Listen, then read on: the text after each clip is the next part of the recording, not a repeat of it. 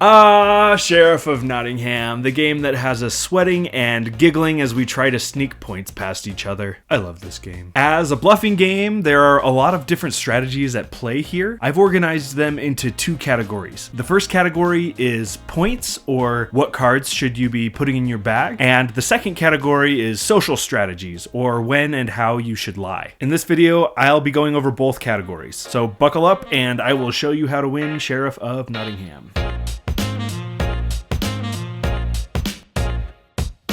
Now, before I get too far, I should clarify that I am using the first edition of Sheriff, not the second edition. It's just kind of better in every way. Better art, the rules make more sense.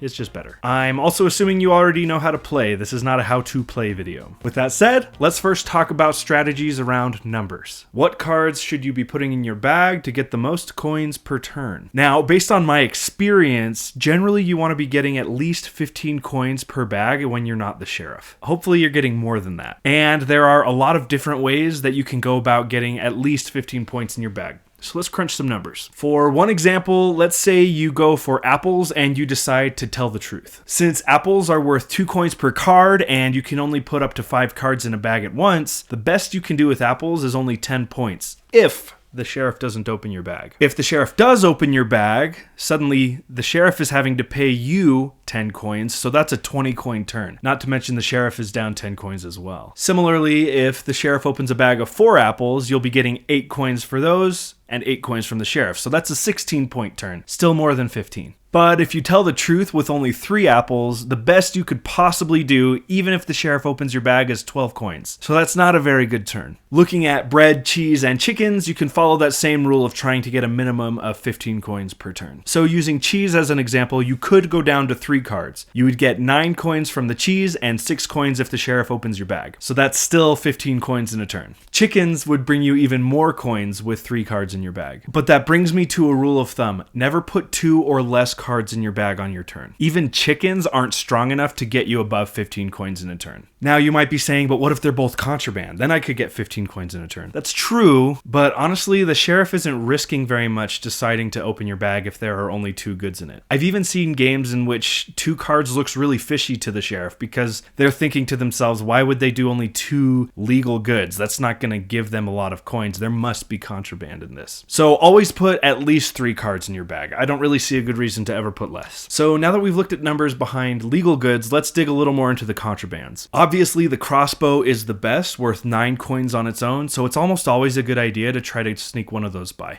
But remember, you're still trying to get at least 15 coins in a turn, and with contraband, you're expecting the sheriff not to open your bag. So you won't be getting any bonus coins from the sheriff. Using the crossbow as an example, if you have a crossbow in your bag, you still need to find a way to get 6 more coins to get 15. That could be done with 2 other legal goods like 2 cheese, 2 bread, or even 2 chickens, but not apples. So honestly, on these turns, usually you want to sneak 2 contrabands in. But again, make sure you have at least 3 cards in your bag. Now, on the other side of the spectrum with contrabands, there's pepper, which is only worth 6 coins per card. And you should note that the risk for getting caught with pepper is the exact same as getting caught with a crossbow. You're going to have to pay 4 coins to the sheriff either way. So honestly, I don't go for peppers very often unless I just don't have any other contrabands to work with. And if I know that I can't get 15 coins using truthful legal goods. I mean, think of it this way. 2 crossbows would be 18 coins just for those 2 cards. You need 3 peppers to get that high. The other thing about contrabands that makes them not quite as strong as they seem is that if you do successfully bring them in, the sheriff didn't open your bag and the sheriff didn't lose any coins. The last thing you really should consider when optimizing points are those endgame bonuses. Now, if we're using 15 as the base amount of coins you should be getting per turn, those endgame bonuses basically count as an extra turn. So don't discount the power of those endgame bonuses, especially when you consider that when you get those bonuses, your opponents don't. So with that said, maybe there are rare moments in the game where it's actually worth doing only 2 cards, or when you should go for apples even though it's less coins in that turn, because getting those extra apples are going to get you that endgame bonus. That one's going to be a strategic decision that's up to you. And of course, those contrabands like the golden apples or the rye bread are almost always a good idea because they are getting you that much closer to an endgame bonus, as well as all the coins that you're getting with the card. Okay, so we've talked enough about numbers. Let's talk about the bluffing side of things. Obviously, Obviously, this is more of an art than a science, but I have found some tactics that seem to work pretty well in most of my games. So my first bluffing tip, which I've already alluded to, is that if you are telling the truth, do everything you can to get the sheriff to open the bag. With them losing coins and you gaining coins, that can make a big point difference in the end. There are all sorts of ways that you can go about doing this. Maybe you subtly guide the conversation to how you snuck a contraband through previously, or maybe you act overconfident, like you know you're not lying, and then they think, oh, he would only do that if he's lying. Then they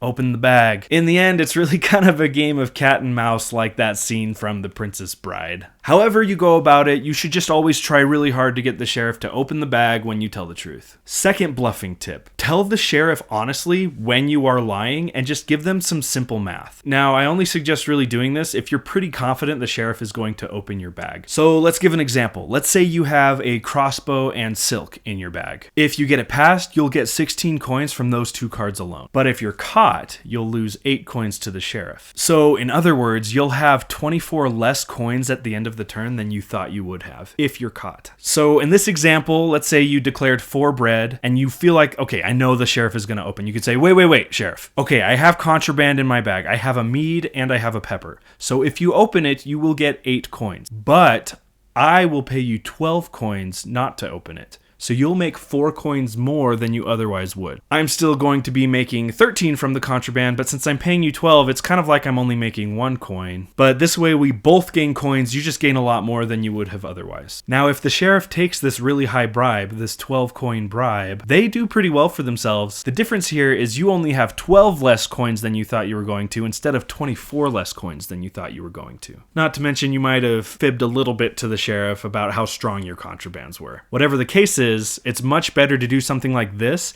than to go negative because the sheriff just opened your bag. Third bluffing tip is to always mix it up. Now, you might be saying you've seen people win when they only tell the truth, and that could happen, but that's generally in games when there are a lot of sheriffs that are just slap happy opening all sorts of stuff. People who are pretty well versed in this game generally do better if they mix up when they lie and when they tell the truth. It seems like a pretty obvious tactic, but it's important to mix it up so that way whenever the sheriff is sniffing at your bag, they really don't know if you're telling the truth or if you're lying, because historically you always mix it up. And my final bluffing tip is remember that you don't have to bribe the sheriff with coins alone. You can use your cards to bribe the sheriff as well. So for example, you might see that the sheriff is trying to win apples in the end game, something you're not competing very much in. You could bribe the sheriff not to open your bag and say, hey, I've got 2 apples in my bag. I will give those to you if you let the rest through. You'll win the end game bonus with most apples and I won't have to lose so many coins. Usually, at least the people I play with are really happy with those win-win situations because you and the sheriff both rise above the rest of the table, but the sheriff is even rising a little higher than you, makes them happy. Okay, and my last bit of advice in this game is about being the sheriff. Too often I see sheriffs open incorrect bags or not open contraband bags, and maybe they end their sheriff turn with less coins than they started. Or even just breaking even isn't that great. But when you're the sheriff, just like any other turn, this is an opportunity to be gaining coins. And opening contraband bags is not the only way you can gain coins. So my first tip for gaining coins on your sheriff turn is to almost always ask for bribes. Not only is this a great way to get your opponents to squirm a little bit and try to figure out if they're lying, but taking a bribe is a much safer way to get coins than opening a bag and potentially losing coins. And remember, if you take a bribe, you're taking coins from somebody, so your net positive against that person is effectively doubled. My sheriff tip number 2 is be extremely cautious opening bags that have 4 or more cards in them. I often see people as sheriffs say, oh, 4 or 5 cards, what are the chances they got that many of illegal good? Honestly, it's pretty high. People feel pretty comfortable sending 4 or 5 goods your way when they have that many of a single legal good. And of course, if you open a bag of 5 perfectly legal goods, say goodbye to 10 coins. Now, sheriff tip number 3, and I think this is my favorite one. At the beginning of the round when you're the sheriff and before the market phase, tell everybody at the table that if they pay you 7 coins in a bribe, you will let anything pass. You could even reference the Honor Among Thieves section of the rulebook and point out that since this is the self-same turn, it doesn't count as a future favor, so your word is actually binding. This way, in the market phase, they can scramble to get as many contrabands as they want without having to worry about you checking their bags. Now, there are a couple cool things about this strategy. First, you almost always end with a net positive on your sheriff turn. And second, it's actually really common for you to get more coins than any individual player does that turn. Using a radical example, in a 5-player game, if all 4 of your opponents took this offer, they would be paying you 28 coins total. And with the way that cards are randomly shuffled, it's really unlikely that any of your opponents are going to come close to that amount of coins in that turn. Now, more commonly, you might only have like 2 opponents take you up on this offer, and you would only get 14 coins that turn. But honestly, 14 coins is a much stronger sheriff round than most people are going to get. And those who didn't take you up on the offer really feel like they're missing out. It's kind of like a prisoner's dilemma. Those who don't take the bait end up doing worse than those who do. And you get to be the mastermind behind it, gaining coins from those who do take the bait. Whenever I use this strategy, I seem to have a lot of fun, and honestly, I usually do really well with it. So there you have it. Those are my tips for winning Sheriff of Nottingham. To summarize, every turn should give you at least 15 coins, hopefully more. Never put less than 3 cards in your bag.